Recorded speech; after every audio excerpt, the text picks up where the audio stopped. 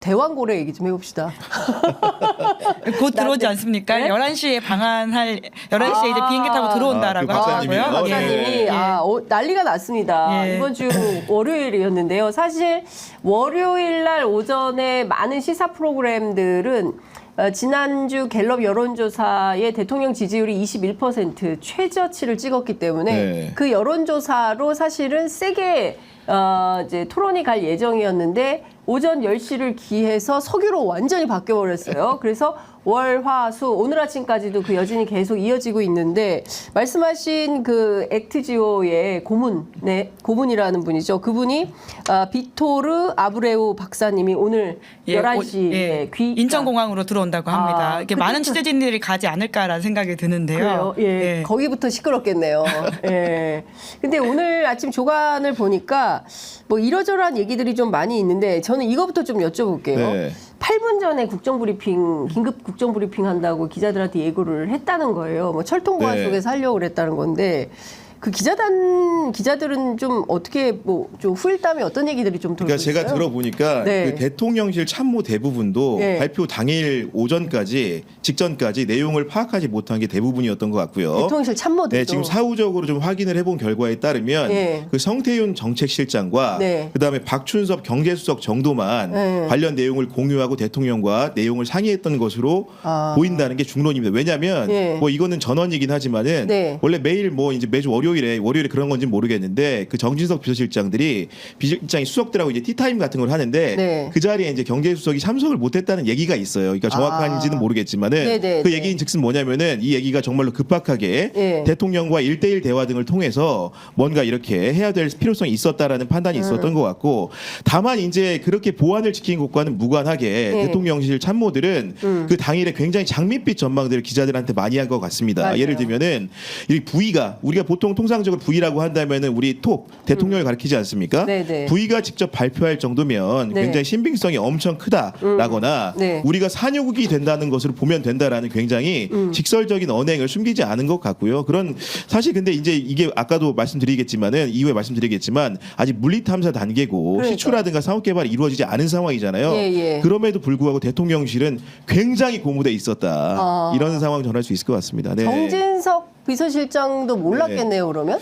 모르겠습니다. 저도 사실 그거는 제가 물어보지 않았기 때문에 모르지만 여하간 비서실장은 본인 회의는 해야 되니까 했을 수 있겠죠. 그런데 이제 여하간 당일 상황들을 보면은 많은 사람들이 그 내용을 잘 몰랐다. 모르고 있었던 것 같다. 네, 그런 판단을 기자들은 하는 것 같습니다. 그러니까 네. 대통령실에 있는 비서실장급 참모들조차도 잘 몰랐었을 수 있겠다라는 추론이 가능한 뭐 이런 네. 건데 기본적으로는 성태윤, 박준석 두 사람 말고 그 부분은 알고 있었던 것 같고. 긴밀히 네. 소통을 했던 네. 것 같다. 예. 네, 이제 그러다 보니까 굉장히 좀 월요일 아침에 굉장히 해프닝성으로 기자들이 바빴다라는 이야기를 드리지 않았습니까? 네. 산업부도 잘 몰랐다라고 하는 지점들이 그렇죠. 크고요. 그날 오전에 이제 9시경에 홍보수석 뒷백으로 대통령이 오전 중에 시간을 명확하게 이야기한 것도 아니고요. 네. 그러니까 아마 국정 브리핑을 할 것 같다라는 이야기가 있었습니다. 이제 그러다 보니까 기자들의 기대감이 굉장히 커지잖아요. 네. 대통령이 국정 브리핑을 직접 한다니까 지금 굉장히 최상병 사건 관련해 가지고도 여러 의혹들이 나오고 있고 뿐만 아니라 뭐 민생 문제 그리고 외교 안보 문제 같은 것들이 있기 때문에 그런 이야기를 하리라는 기대감이 있었는데 산업부 장관이 같이 나온다는 거예요. 그럼 도통 뭔가 도통 이 현안은 무엇인가라고 하는 의문들이 있었는데 반도체 아니면 원전 건설인가 뭐 이런 여러 가지 추측들이 있었거든요. 근데 정말 예상치도 못하게 갑자기 산유국의 꿈을 우리가 이룰 수도 있다. 이런 식의 대통령의 직접 브리핑이 있다 보니까 좀 굉장히 지금까지도 지금까지가 아니라 한동안 아마 첨언을 드리면은 제가 봤을 때 비서실장은 이 문제를 알았을 개연성이 좀 있는데 확실한 거는 그 관계가 없는 수석들이나 비서관들이 이 내용을 정말로 철통 보안 때문에 잘 몰랐던 것 같다는 게 기자들의 전언입니다. 네. 이게 아마 주식시장에 영향을 줄 수 있다, 뭐 기타 등등의 이야기였던 것 같은데요. 근데 장중에 발표하지 않았습니까?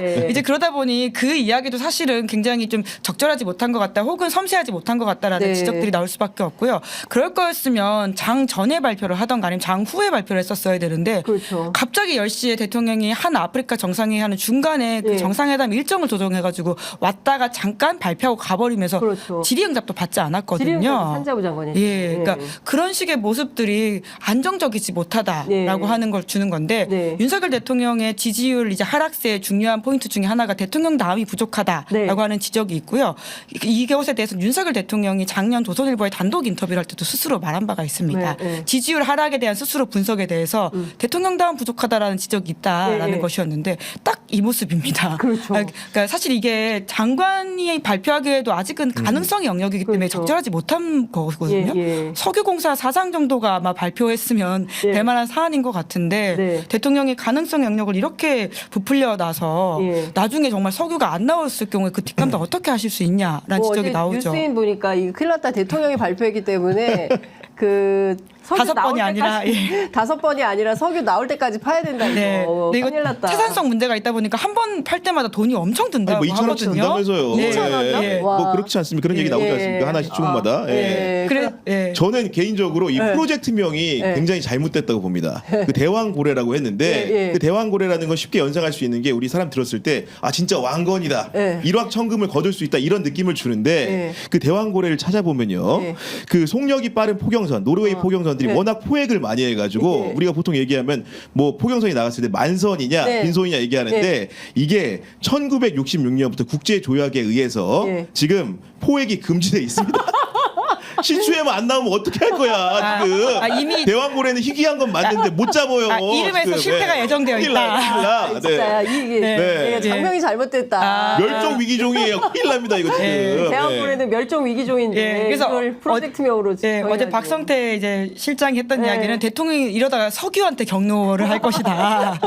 왜 안 나오냐. 왜 안 나와? 석유야 나와라. 왜 안 나오냐. 그러니까 온 국민이 이렇게 희화화와 어떤 대통령의 말 자체가 상당한 어떤 무게감과 그리고 그 신뢰감을 주어야 되는데 윤석열 대통령이 뭘 발표하면 그러니까 저도 그날 속보 발표하는데 댓글창에 올라오는 분위기가 벌써 못 믿겠다 그런 얘기가 줄을 이루더라고요. 그러니까 일단 기본적으로는 신뢰를 완벽하게 잃은 정부이기 때문에 지금 뭘 해도 근데 사실은 이런 내용들이 좀 있는 거죠. 지금 그 앞서 말씀드린 대로 그 액트지오라는 회사가 뭐 일부에서는 뭐 실제로 뭐 저도 보니까 취재 보니까 뭐 가정집으로 나오기도 하고 뭐 도로 한복판으로 주소가 나오기도 하고 직원이 뭐 4명 정도이고 뭐 컨설팅 업체니까 뭐 클 필요는 없다 이거 잘 모르고 하는 소리다 뭐 이제 이런 분석도 있긴 한데 왜 액트지오 한 곳에만 의뢰를 했을까? 그리고 그 정부에서 얘기하는 내용 중에 하나는 그게 아니라 여러 군데에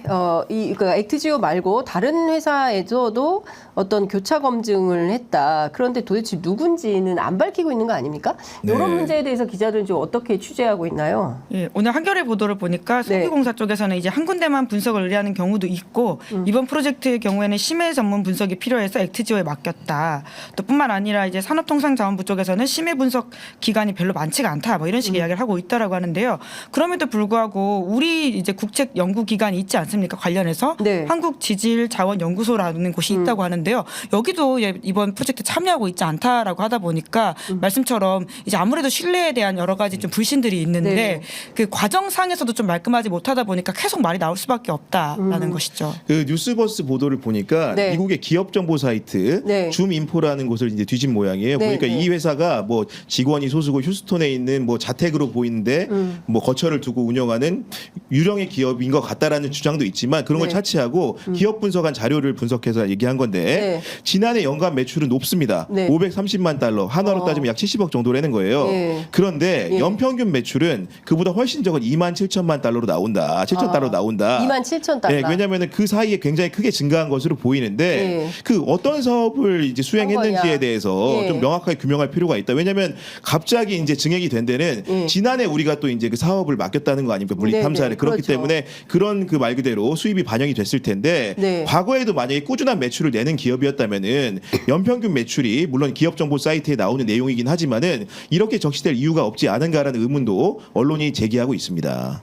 그러니까요. 뭐 일부 그 커뮤니티 사이트에서는 페이퍼 컴퍼니 아니냐라는 의혹을 제기하기도 하는데요. 실제로 오늘 와서 그 비토르 아브레우 박사께서 무슨 설명을 어떻게 하는지 또 기자회견도 예정이 되는 네. 거잖아요. 그러니까 검증이 가능해야 될 것 같다라는 생각이 좀. 아니 근데 아까 이제 그 지질자원연구원 얘기했는데 오늘 조간 보도를 쭉 보니까 경제신문 중에 하나에 이제 교차 검증과 관련 내용을 좀 이렇게 실은 데가 있어요. 보면 어떻게 되어 있냐면은 그러니까 지난해 2월에 미국에 있는 액트지오에 심해 탐사 자료를 넘겨주고 네. 분석을 요청을 한 겁니다. 네. 분석 결과는 지난해 말에 받은 거예요. 그 보고서 보고 얼마나 흥분됐겠습니까? 우리 동해 영일 만에 네. 140억 배럴 최대 추정치록지만은 그런 석유와 가스가 있다는 얘기가 나오니까 네. 그 내용을 신뢰성 검증을 하기 위해서 5개월 동안에 국내외 전문가들한테 했다는 것이고 그 화자로 등장하는 게 이렇습니다. 그 경제신문에 네. 동해 가스전 지역을 연구 중인 A 교수.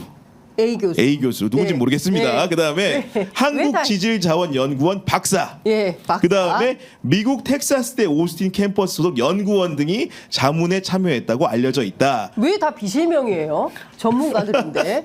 그런데 네. 이 보도에 네. A 교수의 말이 나옵니다. 네. 그래서 이번 사례가 주목받는 이유가 뭐냐면 석유와 가스가 역대 최대 규모로 묻혀 있다는 거 아닙니까? 그러면 이제 유전 구조 같은 걸 얘기하는데 이게 주목받는 이게 지질 구조라는 주장을 하면서 구조의 규모가 크다는 거다. 내가 지난 30년간 탐사를 했는데 네. 그 중에서 발견된 것 중에 가장 크다라는 이제 힘을 실어주는 얘기를 하고 있습니다. 네. 네.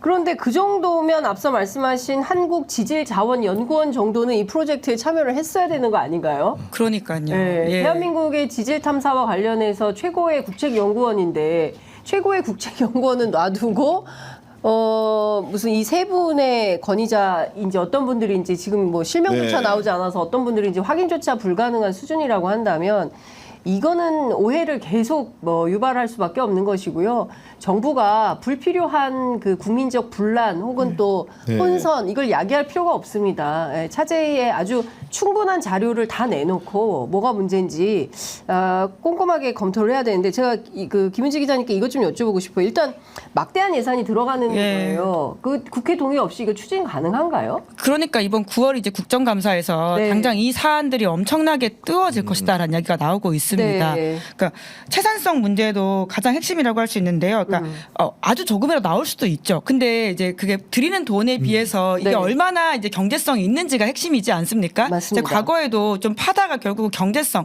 채산성이 없다라는 이유로 멈췄다라고 하는데요. 그러니까 대통령이 우선은 저렇게 질러서 발표를 했기 때문에 나올 네. 때까지 파야 된다라고 하는 것이 우리 국민적으로 얼마나 낭비일 수 있겠습니까? 끝까지 판다. 그러니까 산유국의 꿈은 이렇지만 예 우리 무슨 탐사보도 기자들도 아니고 끝까지 판다 이거 예, 예. 그러니까 게다가 이것이 10년 정도 걸린다 최대는 이야기가 나오고 있지 않습니까? 네, 그러니까 네. 대통령이 그런데 굉장히 이제 그 본인이 말씀하시기로는 국민 여러분께서 차분하게 시추 결과를 지켜봐줬으면 좋겠다 이런 네, 이야기를 했는데 네. 이제 가장 차분하지 않은 건 본인인 것 같다 이런 이야기를 어제 박성태 실장이 네, 지적을 하고 그렇죠. 갔거든요. 그러니까 좀 차분해질 필요가 있다. 네. 대통령 스스로가 그러니까요. 예, 예. 이 나오더라도 10년에 걸릴 수 있고 예. 양이 아주 적을 수 있습니다. 그럴 때 우리의 판단, 우리의 지금 한정된 자원과 시간과 인력을 투입할 것인지에 대한 국민적 합의와 어떤 토론이 필요한 것인데 그렇습니다. 이렇게 그냥 가는 것인가라고 예. 하는 것은 좀 많은 국민의 동의를 얻기 어렵죠. 그러니까